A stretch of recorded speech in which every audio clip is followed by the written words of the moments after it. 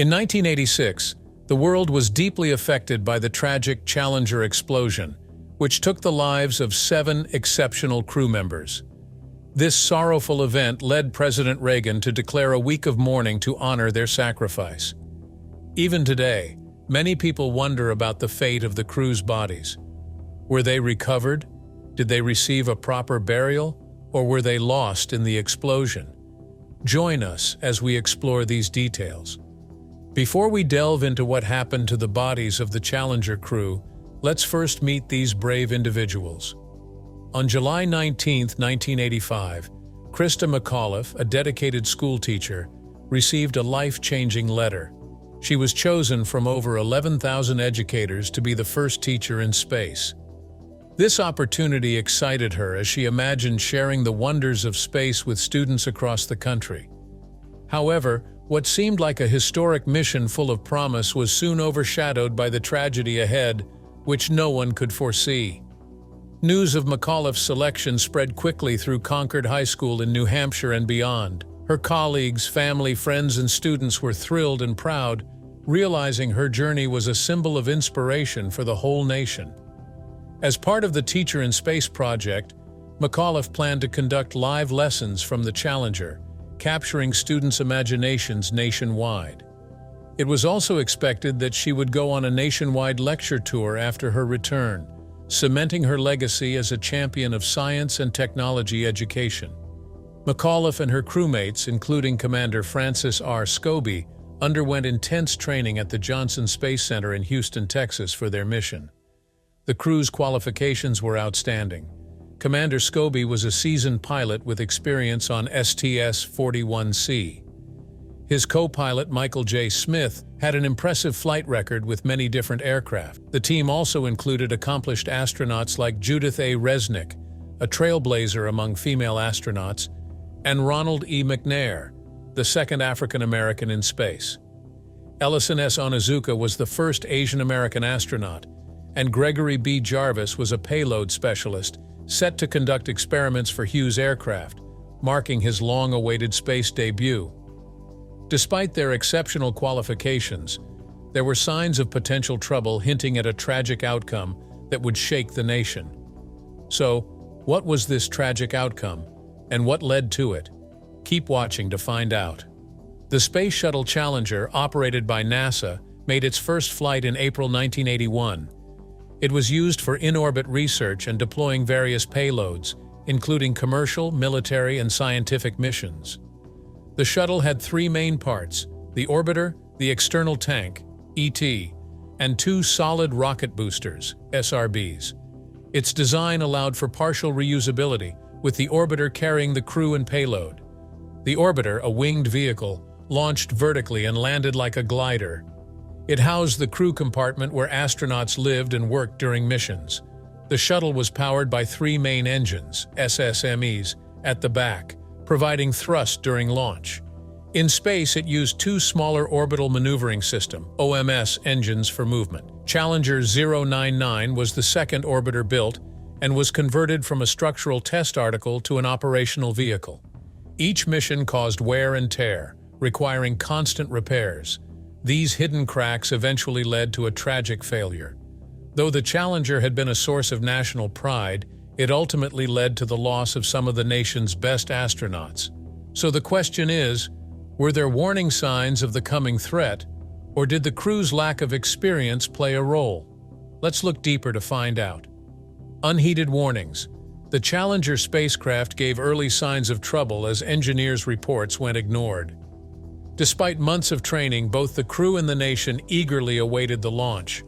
However, their hopes were shattered 6 days before liftoff.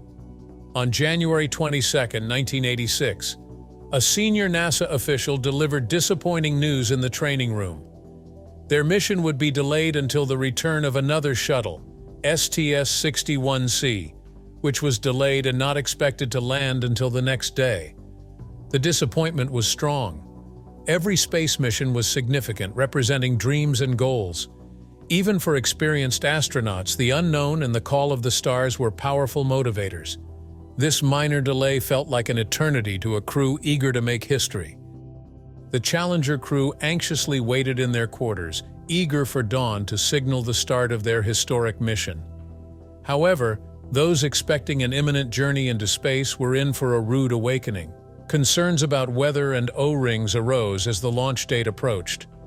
Unease spread among the team. An engineer, deeply worried about the integrity of the rocket seals in the cold, approached their superior with serious concerns. Despite earlier dismissals, this persistent worry continued to overshadow the mission, foreshadowing the darkness that would eventually envelop the entire endeavor. In truth, this was just one of many concerns raised about the spacecraft. For over 2 years, there had been ongoing worries within the shuttle program. Engineers and technicians repeatedly expressed fears about pushing the spacecraft too far. Despite being marvels of engineering, there was an underlying understanding that even the toughest machines have their limits. The weather forecast for January 28th predicted record low temperatures for a space shuttle launch. Overnight temperatures were expected to drop to 18 degrees Fahrenheit, -8 degrees Celsius, rising to 22 degrees Fahrenheit, -6 degrees Celsius, by 6 a.m. and 26 degrees Fahrenheit, -3 degrees Celsius, by the scheduled launch time of 9:38 a.m. Considering previous cases of O-ring erosion during warmer launches, Morton Thiokol engineers voiced concerns about how these freezing temperatures could affect the sealing ability of the solid rocket booster, SRB, O-rings. On the evening of January 27th, Cecil Houston, manager of the Kennedy Space Center office of the Marshall Space Flight Center, hosted a conference call to discuss the launch's safety. During the call, Morton Thiokol engineers raised concerns about the rubber O-rings losing elasticity in cold temperatures, potentially failing to seal properly during launch. They admitted lacking enough data to confirm if the O-rings would seal effectively below the previous coldest launch temperature of 53 degrees Fahrenheit, 12 degrees Celsius. Robert Lund and Joe Kilminster from Morton Thiokol recommended delaying the launch until temperatures exceeded 53 degrees Fahrenheit, 12 degrees Celsius.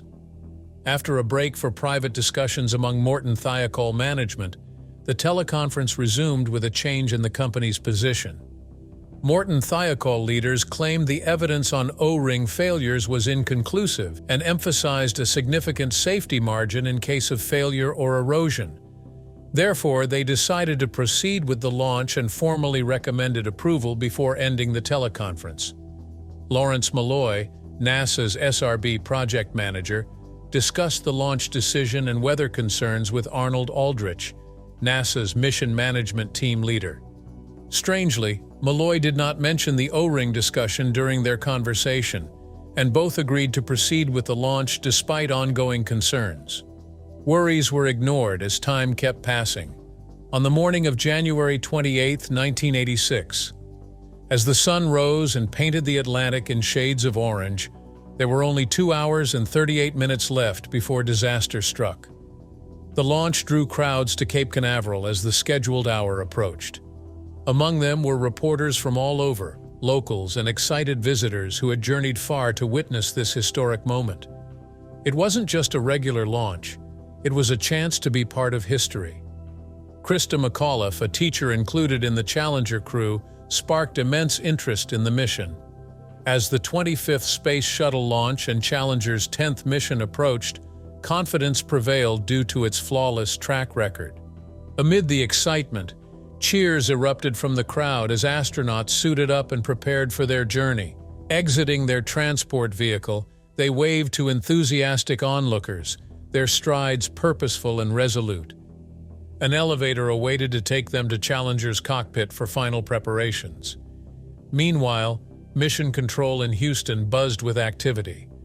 Hundreds of sensors on the spacecraft continuously transmitted data, meticulously monitored to ensure Challenger was in optimal condition.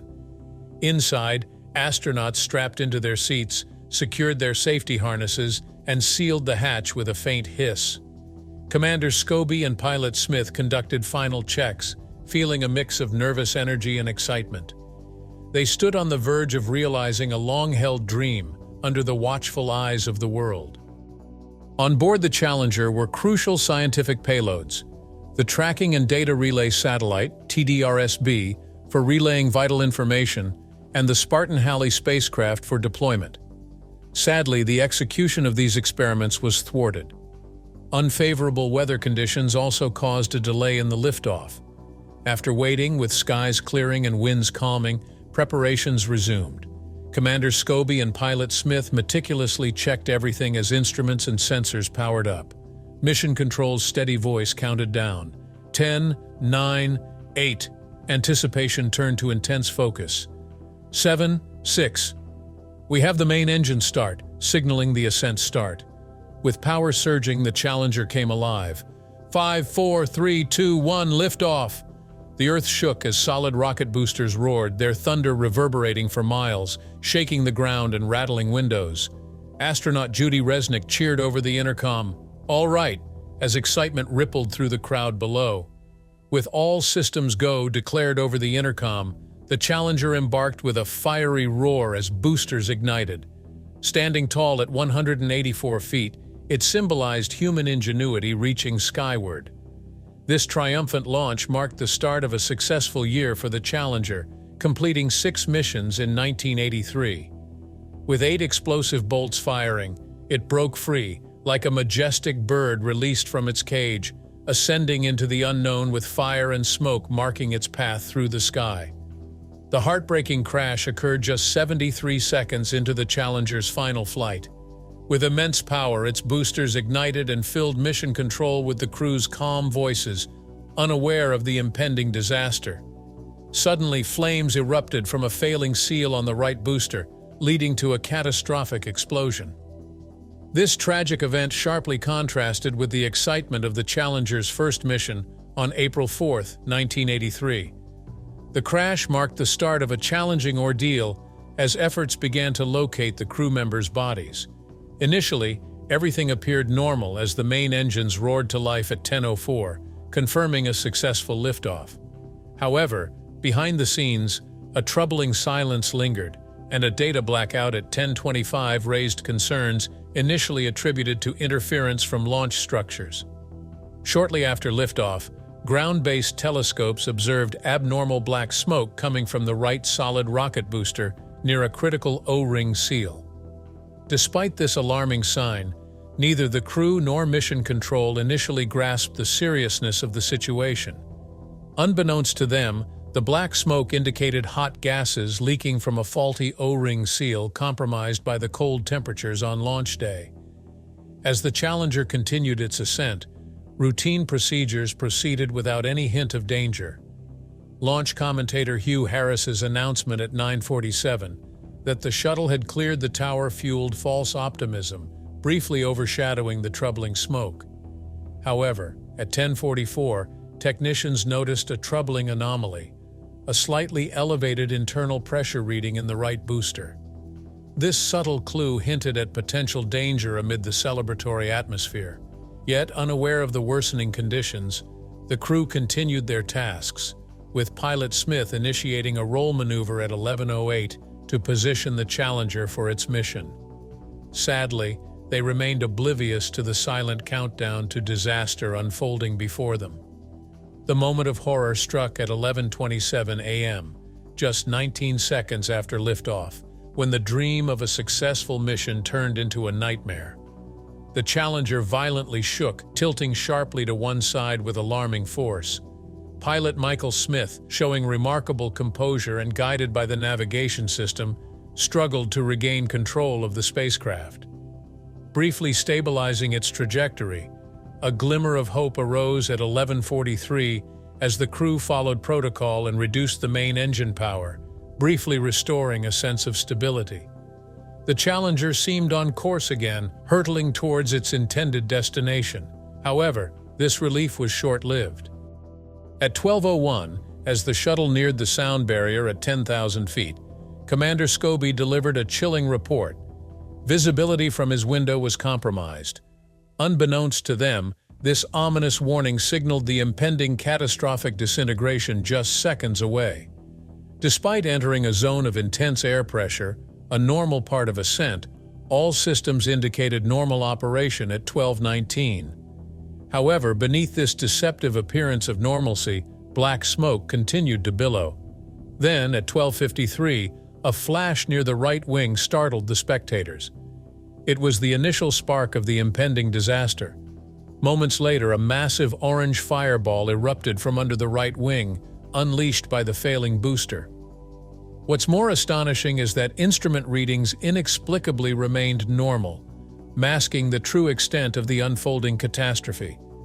While the Challenger hurtled toward oblivion like a ticking time bomb, its internal gauges suggested stability, deceiving the crew into a false sense of security. At 13:28, less than a minute after liftoff, the Challenger accelerated to over 1,500 miles per hour. Commander Scobie calmly initiated a throttle down, a routine maneuver during ascent. Time marched on relentlessly. At 14:46, as the Challenger passed through the region of maximum aerodynamic pressure, a critical O-ring seal in the booster catastrophically failed. This moment marked the tipping point, triggering a terrifying chain reaction. Flames erupted from the ruptured seal, engulfing the right side of the shuttle. It's conceivable that at this moment, 73 seconds into their ill-fated journey, the crew faced the grim reality of their situation for the first time. Their dream of space exploration had swiftly turned into a desperate fight for survival, a battle they tragically would not win. What followed next showed the crew's remarkable courage in the face of danger. They started emergency procedures, trying to throttle up the failing engines in a desperate attempt to regain control. However, the Challenger had become a doomed vessel, headed towards an inescapable fate. By the 74-second mark, the crew likely realized they were no longer on a mission of exploration, but were facing destruction. As the Challenger, weakened by the booster breach, succumbed to the explosion's forces, the crew cabin disintegrated. Miraculously, for a brief moment, the cabin remained intact, but the rapid loss of air pressure rendered the crew unconscious. In the following months, search teams painstakingly recovered the wreckage, confirming the crew's tragic fate. The Challenger disaster revealed the vulnerability of human life against great power and the relentless pursuit of scientific advancement. The sacrifice of the Challenger crew led to the adoption of enhanced safety measures, ensuring future space missions would proceed with renewed caution and deep respect for the inherent risks involved. The crew cabin, made from reinforced aluminum, separated intact from the rest of the orbiter. It followed a path reaching about 65,000 feet, 20 kilometers, above the Earth's surface about 25 seconds after the explosion. At separation, the cabin experienced a maximum acceleration between 12 and 20 times the force of gravity, g. Within 2 seconds, the acceleration dropped below 4g, and within 10 seconds, the cabin was in freefall. The forces during this phase were likely not strong enough to injure the crew. Evidence suggests that at least some of the crew were alive and conscious after the breakup. Personal egress air packs, PEEPs, were activated for Pilot Smith and 2 other unidentified crew members, though not for Commander Scobie. The activation of Smith's PEEP, located on the back of his seat, indicated that either Resnick or Onizuka likely activated it for him. The investigation of the remaining unused air supply in the PPs matched the expected use during the post-breakup path. Upon examining the wreckage, investigators found that several electrical switches on Smith's right-hand panel had been moved from their normal positions. These switches had lever locks that needed to be unlocked before they could be moved. Tests showed that neither the explosion nor the impact with the ocean could have moved them. This suggests that Smith tried to adjust the switches to restore electrical power to the cockpit after the crew cabin separated from the orbiter. The Challenger crew's fate was sealed by the force and impact of its collision with the ocean. The crew compartment took the brunt of this force and was destroyed by the pressure and speed. Search crews knew from the start that finding intact bodies would be impossible. After the disaster, a 3-month search and recovery operation took place. Right after the tragedy, NASA sent 2 SRB recovery ships, MV Freedom Star and MV Liberty Star to the impact area to collect debris. They also asked for help from U.S. military aircraft and ships. Due to falling debris, recovery teams were kept away from the impact area until 12:37 p.m. As the operation continued, the recovery efforts grew larger, involving 12 aircraft and 8 ships. By 7 p.m., the focus was on retrieving debris from the orbiter and external tank, with surface operations ending on February 7th. On January 31st, the U.S. Navy started submarine recovery, first retrieving the Wright SRB, then the crew compartment and other payload parts. The formal search began on February 8th, led by the ship USS Preserver and 16 other ships. These ships used side-scan sonar to search an area of 486 square nautical miles at depths of 70 to 1,200 feet. Sonar found 881 potential debris spots, with 187 confirmed as orbiter debris. The recovered material, though crushed and broken, showed the impact's force. On March 7th, Air Force divers found possible crew compartment debris, confirmed later by USS Preserver divers. The crew compartment mostly stayed intact during the explosion, but was heavily damaged by the ocean impact. Sadly, the crew's remains were badly damaged from the impact and water, making it impossible to recover intact bodies. Identification methods like fingerprints or dental records couldn't be used due to the damage. Despite these challenges, scientists identified remains of all 7 crew members. However, the damage was too severe to determine the exact cause of death for any of them. The USS Preserver made several trips to transport debris and remains to port, and continued recovering the crew compartment until April 4th. Tragically, during the recovery of the crew's remains, Jarvis's body drifted away and wasn't found until April 15th, weeks after the others were identified. When they arrived at port, pathologists from the Armed Forces Institute of Pathology worked hard to identify the remains. Issues arose when Brevard County medical examiners questioned the legality of transferring remains to U.S. military officials for autopsies and refused to issue death certificates. Eventually, NASA released the death certificates of the crew members. The recovery efforts also provided important information about the spacecraft's components. The inertial upper stage, IUS, meant to boost the orbit of the TDRS satellite, was one of the first pieces found. There was no evidence of premature ignition of the IUS, which had been suspected as a cause of the disaster. Debris from the 3 Space Shuttle main engines, SSMEs, was recovered between February 14th and 28th, and analysis showed the engines likely lost their LH2 fuel supply suddenly. Deepwater recovery operations continued until April 29th, with smaller shallow recovery operations continuing until August 29th. On December 17, 1996, 2 pieces of the orbiter were discovered at Cocoa Beach. Then, on November 10, 2022, NASA announced finding a 20-foot piece of the shuttle near the site of a destroyed World War II-era aircraft off Florida's coast. This discovery was featured on the History Channel on November 22, 2022. Nearly all recovered non-organic debris from the Challenger is stored in missile silos at LC-31 and LC-32 at Cape Canaveral Space Force Station. After the tragedy, NASA took action to improve the safety of the Space Shuttle program. A key part was redesigning the solid rocket boosters, SRBs, later called the Redesigned Solid Rocket Motor, RSRM. This redesign, overseen by an independent group, included adding a capture feature to prevent joint rotation in the tang around the clevis's interior wall. These changes significantly reduced the risk of O-ring seal failure. Additionally, heaters were installed to keep the O-rings at consistent higher temperatures, enhancing their reliability and performance. NASA made sure all parts of the Space Shuttle program met strict safety standards after the Challenger disaster. They added an escape option. Astronauts could now jettison the side hatch and use a pole to slide to safety, avoiding colliding with the orbiter before opening their parachutes.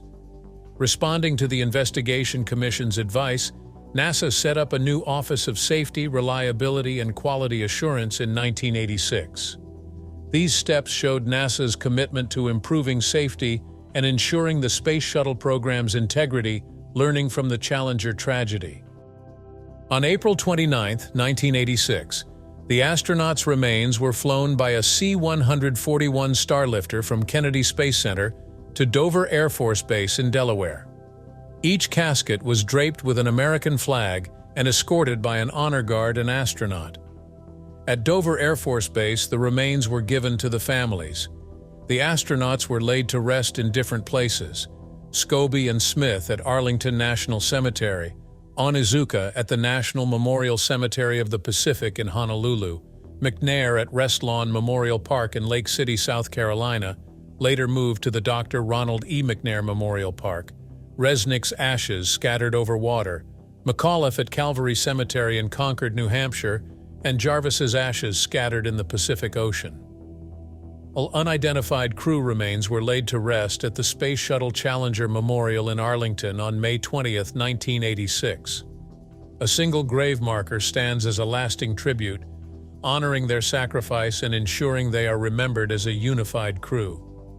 Privacy for the families of the astronauts was respected during this difficult time. The Challenger disaster deeply affected the nation, and a memorial at Arlington National Cemetery bears the names of all 7 astronauts, ensuring their bravery is always remembered. Their shared resting place symbolizes their teamwork, with their spirits forever connected and soaring among the stars. Though they are no longer with us, the memory of the Challenger crew remains vivid in the history of space exploration. Let's pay tribute to these courageous individuals with words of condolence in the comments. Thank you for watching this video. We hope you found it informative. To learn more about other real-life events, click the link on your screen. See you there.